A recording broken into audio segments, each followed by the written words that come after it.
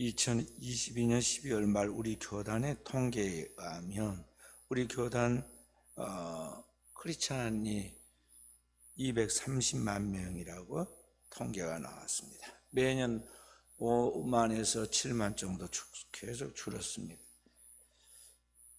그로부터 10년 전 2012년도에 우리 교단에 총회 슬로건이 무엇이었느냐, 300만 전도 운동이었습니다. 그래서 300만 운동본부를 세우고 그 본부장으로 중경총회장을 하셨던 안영로 목사님께서 그 일을 하였어요. 연세가 많으신데 그분이 매일 아침에 총회로 운동화를 신고 나와서 출근하는 것을 제가 어느 날 회의 갔다가 목격하고 속으로 생각을 했습니다. 이 연세에 저렇게 열심히 하나님 나라를 위해서 일하시는구나. 그래서 제가 목사님께 건강 잃지 않도록 잘 챙기시라고 그런 이야기도 했는데요. 그로부터 딱 10년 만에 우리 교단 인구가 크리스찬이 70만 명이 감소했다는 것입니다. 그러면 이게 이제 앞으로 10년 후에 2033년 정도 되면 또다시 70만이 추락한다고 보고, 그러면 얼마가 남느냐? 160만 밖에는 우리 교단 인구가 안 되는 거죠. 그러니까 불과 20년 만에 우리 교단의 크리스찬이 절반으로 줄어버리는 것입니다. 특히 코로나19가 나타난 이후에 우리 교단의 그 크리스찬들 중에 청장년부가 많이 감소해지고 약해졌습니다. 이것은 하나의 우리 한국교회에 대한 단면의 모습으로서 한국교회 전체가 지금 이렇게 급격하게 쇠퇴하고 약해져 가고 있다는 그런 모습이거든요. 한국교회는 지난 100여 년 전에 2000년의 기독교 역사 속에 가장 빠르게 은혜받고 부흥하고 성장해서 세계가 한국교회를 주목했습니다. 도전받고 한국교회처럼 믿어야 한다. 한국교회가 얼마나 뜨거운가를 가서 보라. 배워야 한다. 그래서 우리 한국교회 그 제자훈련, 새벽기도, 한국교회 구역예배, 한국교회의 모든 것이 하나의 세계교회 모델이었어요. 그래서 우리 한국교회가 드리는 그 구역예배를 본따 가지고 만든 게 뭐냐면, 이 구역이란 말을 영어로 뭐라고 표현하기 어려우니까 셀이라고 그랬어요. 세포란 뜻입니다. 그래서 셀 컨퍼런스라고 그래가지고 외국에서 하고 있는 게 전부 다 어디서 따고 왔냐, 우리 한국교회에 와가지고 배워가지고 자기들 교회 접목시키는데, 우리 한국교회는 또 거꾸로 거기 가서 배운다고 또 해외로 나가는 걸 참 모순된 모습을 발견하게 되죠. 어찌됐든 그런 한국교회가 지금은 쇠퇴하고 쇠약해서 어디에 내놓기가 곤란한 그런 현실이 되었다는 거죠. 특히 코로나19 때 한국교회가 다 숨어버려가지고 우스갯거리가 되었잖아요. 그래서 오늘날 교회는 어떻게 새롭게 회복되고 치유되고 부흥할 수 있느냐? 교회의 그 교회됨, 교회의 본질을 회복해야 하겠습니다. 교회되는 그 본질이 뭐냐? 교회는 다른 어떤 상업적인 또는 어떤 권력을 위한 또는 경제적인 그런 목적을 위한 그런 이익단체가 아닙니다. 교회의 본질은 딱 하나입니다. 그것은 뭐냐면 죽어가는 영혼을 살리는 것, 영혼의 구원입니다. 마치 물에 빠진 사람, 노아의 방주에서 건져내서 구원시키듯이 오늘날 이 땅에 지옥으로 떠내려가는 멸망하는 영혼들을 살려서 천국으로 데려가는 것이 오늘의 교회가 존재하는 이 땅의 목적이다, 그런 말이죠. 그런데 오늘 한국 교회가 이 세상에 취해가지고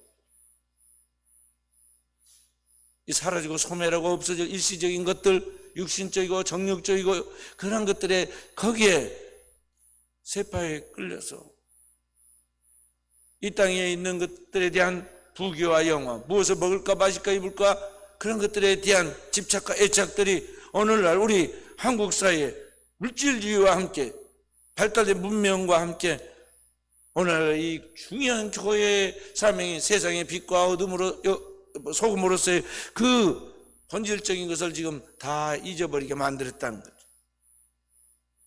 그래서 교회는 다시 본질로 돌아가서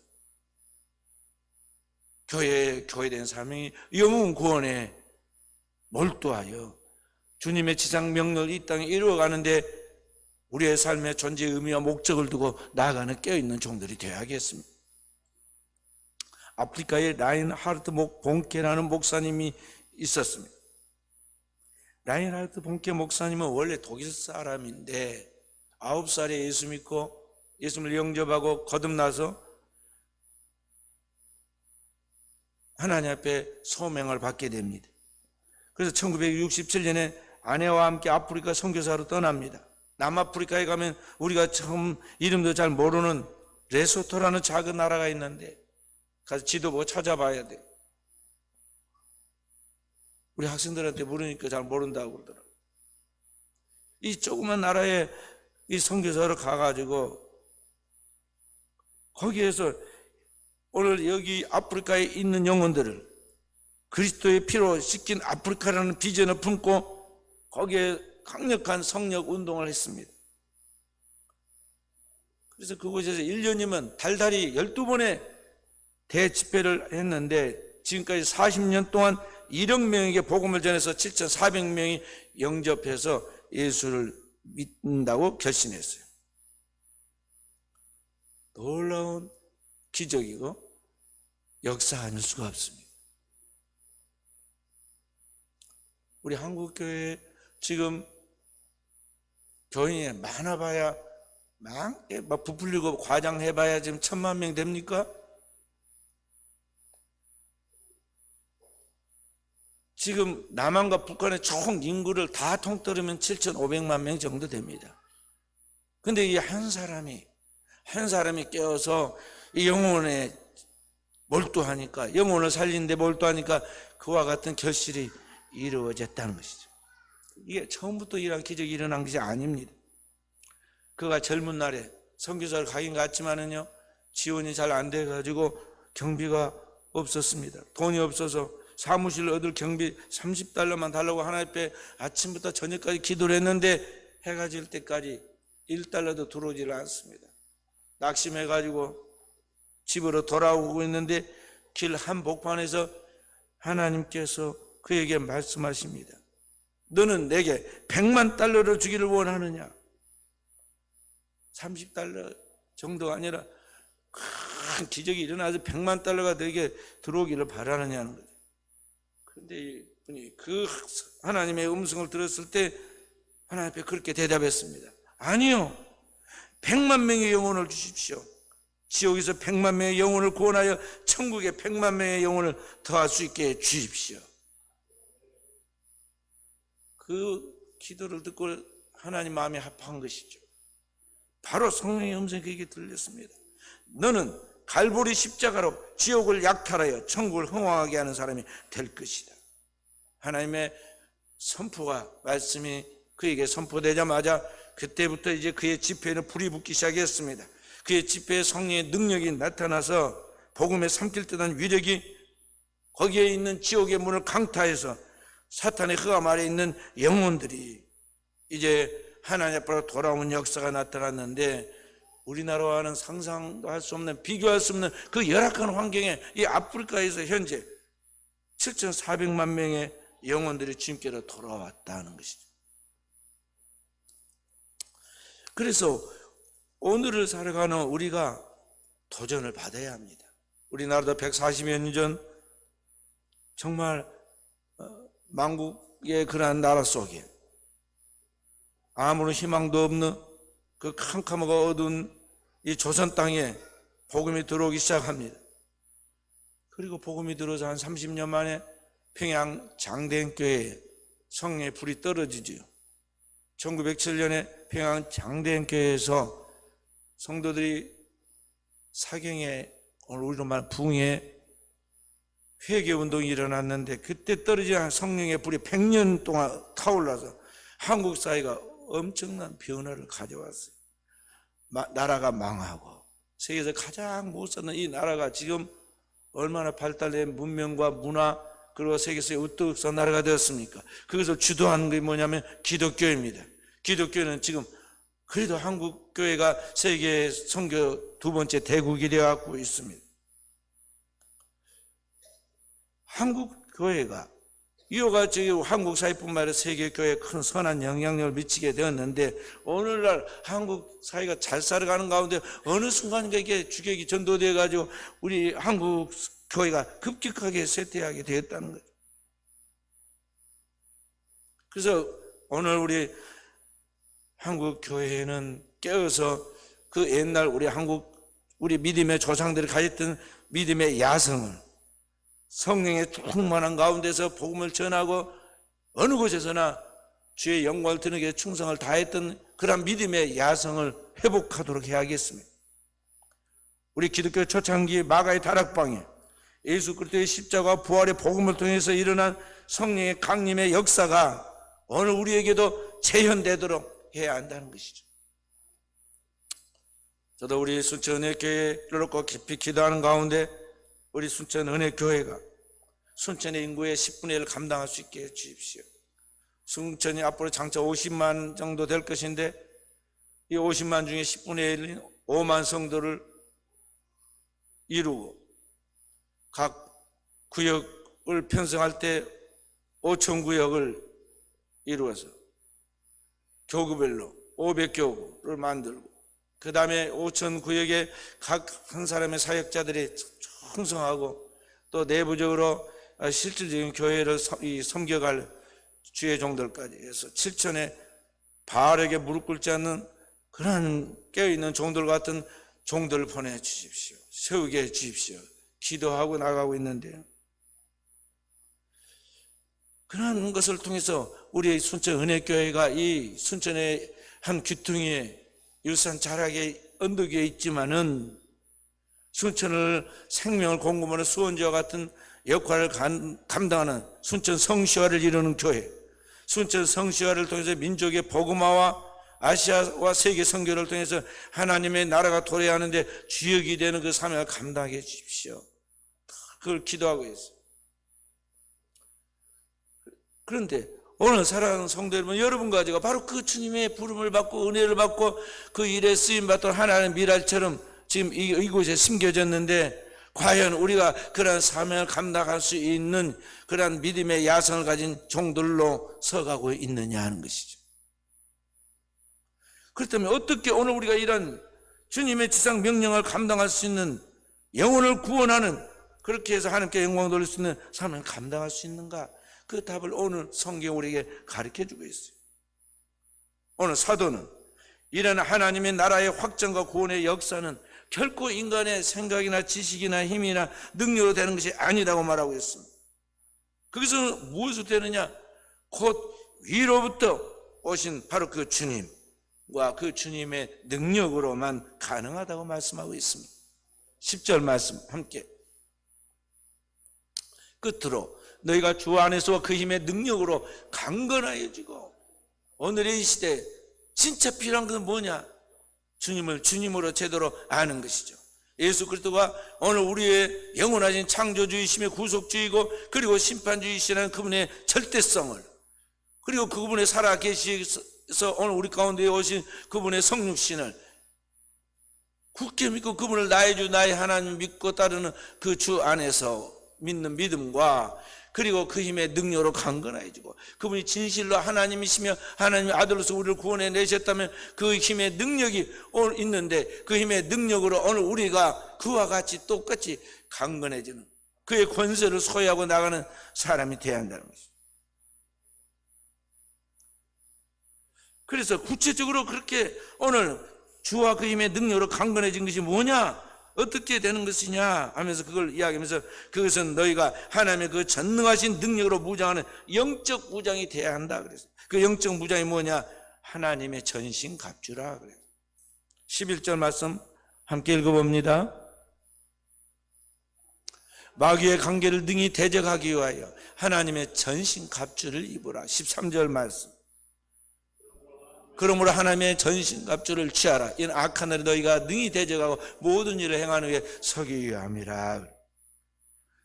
오늘 그리스도인으로서 우리가 그냥 대충 사는 것이 아니라 영적인 군사로서 하나님의 나라를 침례에 들어가는 그러한 하나님의 백성들의 모습을 지금 묘사하고 있는데, 그게 뭐냐면 전신갑주로, 군사가 무장하듯이 너희가 하나님의 전신갑주로 무장하라고 그랬어요. 여기 로마 군인과 같은 표현을 하고 있는데요, 전신갑주는 당대 로마의 군인들의 그 전투 무장입니다. 완전 무장이에요. 그런 무장과 같은 영적 무장을 오늘 우리가 통해서 하나님의 나라를 점령해 나가야 한다는 것이죠. 왜 이와 같은 영적인 단장, 영적인 무장을 해야 하느냐? 그것은 오늘 우리가 살고 있는 세상은 눈에 보이는 이 단순한 세상이 아니다는 것입니다. 혈과 육으로 보여지는 물리적인 현상 세계가 우리가 살고 있는 전부가 아니다는 것이죠. 보이지 않는 공중의 권세적 원수 마귀와 그의 지배를 받고 그 악한 영향력을 따라 살아가고 있는 이 세상에 정치하는 사람들, 권세 잡은 자들과의 그런 영적 싸움을 싸워서 이 땅에 하나님 나라를 도래케 만들어야 하기 때문에 그리스도인은 이와 같은 영적 무장이 필요하다는 것이죠. 11절 12절 말씀 함께 읽어봅니다.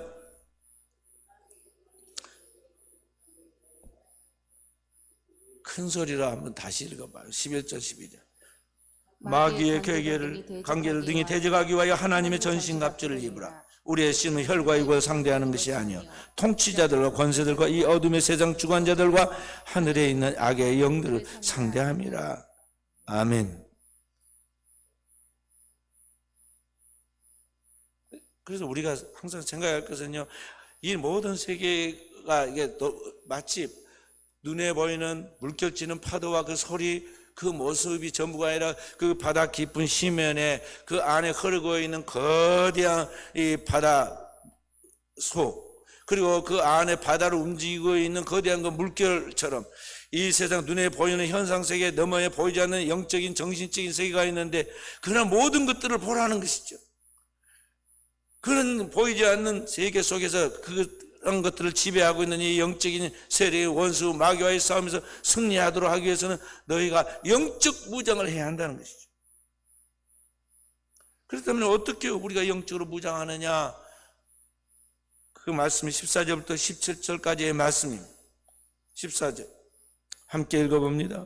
그런즉 서서 진리로 너희 허리띠를 띠고 의의 호신경을 붙이고 평안의 복음이 준비한 것으로 신을 신고 모든 것 위에 믿음의 방패를 가지고 이로써 능히 악한 자의 모든 보라사를 소멸하고 구원의 투구와 성령의 검 곧 하나님의 말씀을 가지라. 아멘. 거기에 보면 머리에 군인들 투구를 쓰고 갑옷을 입고 가슴에는 작은 방패, 흉배라고 하는 방패를 차고, 그 다음에 상체와 하체를 연결시켜서 달려가는데도 지장이 없고 싸우는데 지장이 없도록 요대, 진리의 허리띠를 띠라고 그랬고, 그 다음에 튼튼한 신발을 신고 가시바지 됐든 자갈바지 됐든 어디든 막 뛰어다닐 수 있도록 안전한 신발을 신으라고 그랬죠. 그 다음에 방패를 가지고 어떤 화살도 막을 수 있는 그런 방패를 가지고 또 한 손은 대적하고 적을 제압할 수 있는, 죽일 수 있는 검을 가지라고 그랬어요. 근데 그게 앞에 그냥 투구 그러지 않고 뭐라냐, 구원의 투구, 의의 흉배, 진리의 허리띠, 복음에 예비한 신발, 믿음의 방패, 성령의 검 그랬어요. 그러니까 오늘 여러분과 제가 신앙생활 할 때 하나님의 모든 말씀 속에서 왜 우리가 하나님을 믿어야 하는가, 그리스도가 이 땅에 오셔서 우리를 구원하기 위하여 하신 일이 무엇인가에 대한 확실한 복음을 알고 구원의 투구를 써서 어떤 마귀의 시험과 유혹과 그러한 가운데서도 우리가 넘어지거나 흔들리지 아니할 수 있는 그러한 구원의 투구를 쓰라는 거죠. 가슴에는 의의 흉배를 붙이라고 그랬습니다. 복음에 나타난 하나님의 의가 있습니다. 그리스도의 피로 말미암아 모든 죄를 주님이 도말하시고, 그리고 우리의 죄를 가져가면서 그 하나님의 그 거룩과 의를 우리에게 덧입혀 주었는데, 바로 그 하나님의 의를 덧입고 어떤 원수 마귀가 우리를 시험하고 유혹하고 너 같은 죄인이 어떻게 과연 구원받을 수 있는가 하고 우리를 말할지라도 흔들리지 아니할 수 있는 그런 의의 흉배를 간직하라는 것이죠. 또 주의 뜻이 무엇인가에 대하여 때에 맞는 확실한 하나님의 복음의 말씀으로 정리해서 우리가 그때 그 하나님의 말씀으로 풀어갈 수 있도록 진리의 허리띠를 띠고, 하나님의 복음을 전해서 영혼을 구원할 수 있는 길이면 어디든지 달려갈 수 있는 복음에 예비한 신발을 신고, 마귀가 끝없이 공격하는 그 모든 불화살들을 다 막아낼 수 있는 어떤 마귀의 시험과 의심과 유혹에도 막아낼 수 있는 믿음의 방패를 가지고 원수 마귀를 단칼에 제압해서 승리할 수 있는 성령의 예리한 검, 좌우의 날선 검을 가지라고 그랬어요. 그게 뭐냐면 하나님의 말씀, 진리의 검이에요. 그러니까 그리스도인이 그냥 대충 신앙생활을 하는 것이 아니라 확실하게 하나님 복음의 말씀에 서서 복음의 사람이 되고 하나님의 진리의 사람이 된다는 것이죠.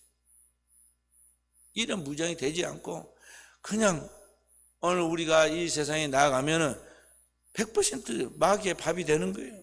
지는 거죠. 그래서 오늘 우리가 이와 같은 영적 무장을 하고 진짜 영적 싸움을 싸워가야 하는데 그 하나님 앞에 무장이 되어 있으면 이제 역사가 일어납니다. 그런데 여기 성령의 검, 하나님의 말씀을 가져라 그랬어요. 히브리서 4장 12절에 보면 하나님의 말씀에 대해서 그렇게 말합니다. 하나님의 말씀은 살았고 활력이 있어 어떤 검보다 예리하여 그의 영과 혼과 심령과 관절을 찔러 쪼개고 그 마음의 생각들을 감찰한다. 그 앞에 드러나지 않을 것이 없다고 그랬어요. 그 하나님의 살아있는 말씀이 우리 안에서 역사하기 시작하면 이 세상의 어둠이 무엇이고 빛이 무엇이고 어떻게 하는 것이 최선이고 어떻게 하는 것이 최악이고 그리고 이것이 하나님 앞에 나에게 축복이 되고 이것이 나를 시험하여 결국에 나를 파멸로 몰고 가는 저주가 된다는 것을 다 분별할 수 있는 능력에 대해서 자를 것은 잘라내고 그리고 취할 것은 다 취하고 그렇게 해서 완전한 하나님의 사람으로 만들어가는 거죠. 그래서 교회는 이런 영적인 무장과 단장을 시키는 것이에요. 하나님의 십자가의 군사로 만드는 것이다 하는 것이죠. 그렇게 해서 오늘 여러분과 저의 안에 완전한 주님의 모습이 갖춰지는 것입니다. 이것을 뭐라고 하냐면 그리스도의 형상을 이룬다 그랬어요. 완전한 그리스도의 형상, 하나님의 형상의 원형이 예수 그리스도예요. 요한복음 1장 14절에 보면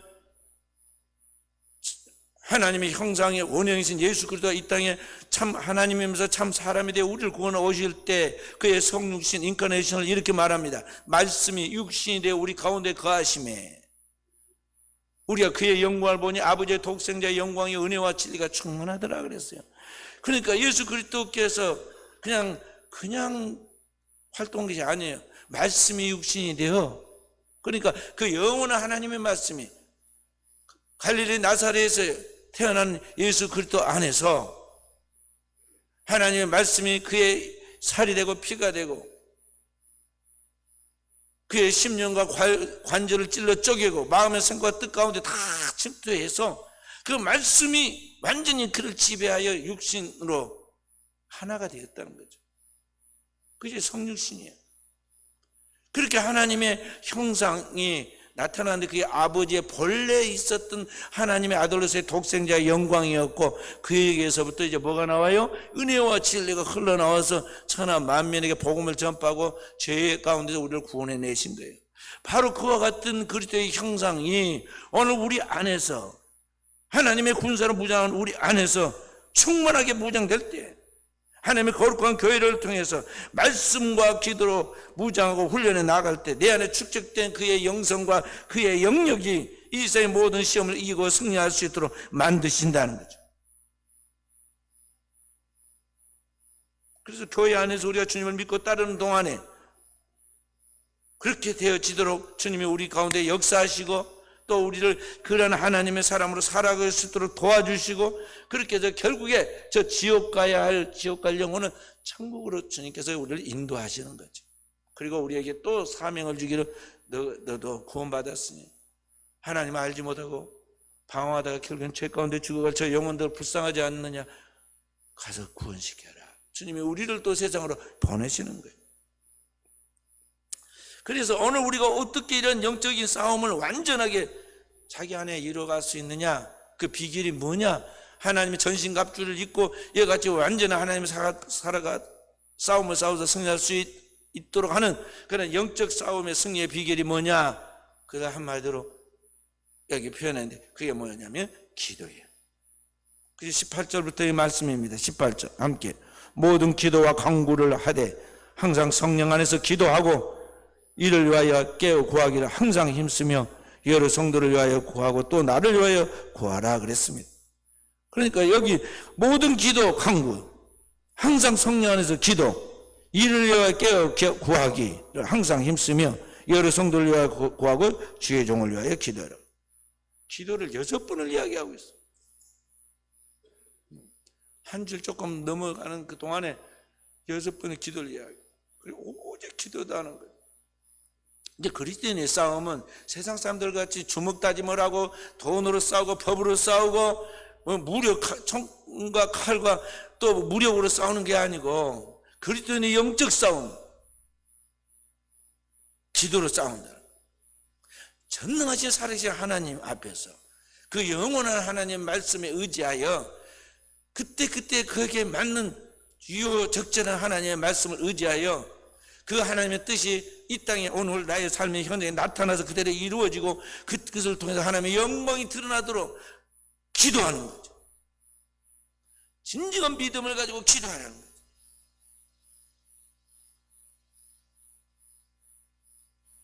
사랑하는 성도 여러분, 제가 관이나 영적인 싸움을 싸우며 승리하기 위하여 기도하고 있느냐는 거죠. 한국교회가 야성을 잃어버리고 침체된 이유가 뭐냐면 한국교회가 불이 꺼졌다는 거죠.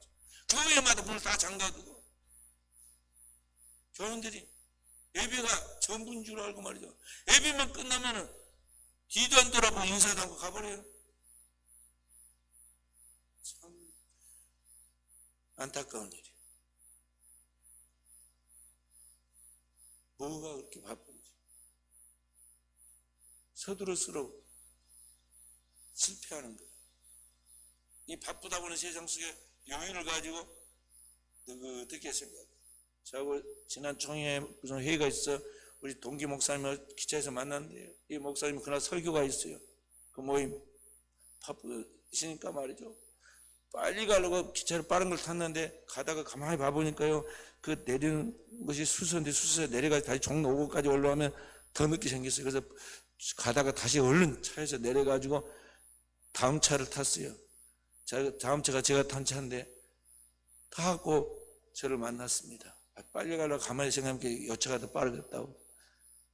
또 그 차에서 또 서울역에서 내려야 하냐 용산에서 내려야 하냐 내가 용산으로 가갖고 그리 가자고 그랬더니 아니 서울역이 더 가까우니까 서울역까지 가갖고 내리자고. 기껏 서울역에서 내려가지고 가나 용산에 가는 가보니까 그 거리가 똑같고 마음이 급으니까 말이죠. 막 내려가지고 목사님 이따 거기서 봐요. 내 바쁘니까 빨리 뛰어갈게요. 그리고 출구로 나가서 부지런히 간다고 하더니 나는 내 가는 방향으로 가가지고 딱 나가니까 출구에서 내가 더 빨라. 또 내려가지고 빨리 가라 뛰어가라 그랬더니 막 뛴다고 그러나 내 걸어간 거는 거의 똑같아. 인생이라는 게 뭐죠? 빠르게 간다고 가봐야 나중에 뭐 신호 받고 저기 서 있어. 그러니까 살아계신 하나님의 말씀을 따라 정도로 가야 돼. 정도로. 그 정도가 뭐냐면 성도가 기도하여 하나님이 일하시고 일하시는 그 하나님의 흐름을 따라 우리가 가는 거예요. 우리는 기도하면 하나님이 일을 하셔. 역사는 하나님이 만들어 가시고 그의 뜻대로 되는 거지 내가 하는 게 아니에요. 내가 하는 것도 있어요. 뭐냐면 씨를 뿌리고 물을 주고 하는 것은 내가 하는 거지만 하늘에 태양을 빛을 비추고 태양을 만들어서 빛을 비추고 바람을 불어주고 물이 나오게 하고 비가 오고 이거 우리 못해요. 우리는 기껏해야 하나님이 주신 물을 가져다가 받아가지고 뿌리는 것밖에 못해. 자라고 열매 맺게 하시는 것은 하나님의 역사. 그렇기 때문에 여러분과 저는 뭐 하는 것이냐? 이 영적 싸움을 싸우는데 기도하는 거예요. 예레미야 33장 2절 3절에 이렇게 말씀하고 있습니다. 예레미야 33장 2절 3절 말씀 함께 일을 행하시는 여호와 그것을 만들어 성취하시는 여호와 그 이름을 여호와라 하는 이가 이와 같이 이르시도다. 너는 내게 부르짖으라. 내가 내게 응답하였고 내가 알지 못하는 그와 은밀한 일을 내게 보이리라. 일을 행하고 그것을 지어서 완성하는 성취하는 분이 하나님이세요. 그 모든 과정도 그분이 이끌어 가십니다. 그렇기 때문에 우리는 뭐 해야 하느냐? 그 뜻이 이루어지도록 기도해야 해요. 기도하면 하나님이 일을 하신다는 거예요.